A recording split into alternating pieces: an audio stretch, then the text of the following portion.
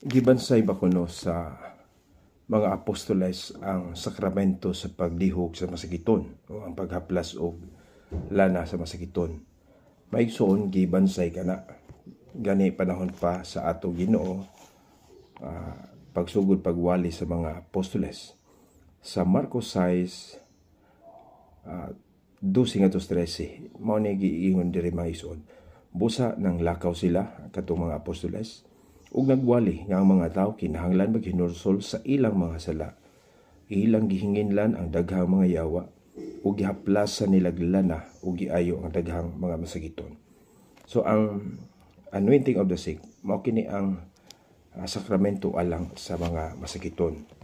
Ug si Santiago mitali mga igsuon sa Santiago 5:14. Ingon ni ang nakasulat, "Is any man sick among you? Let him bring in the priests of the church, and let them pray over him, anointing him with oil in the name of the Lord."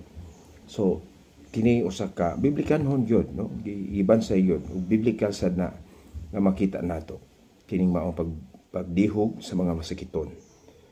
Ang ubang tinuohan wala ta masayod o nagbansay ba sila niini nga naa magyud ni gibansay sa mga apostoles.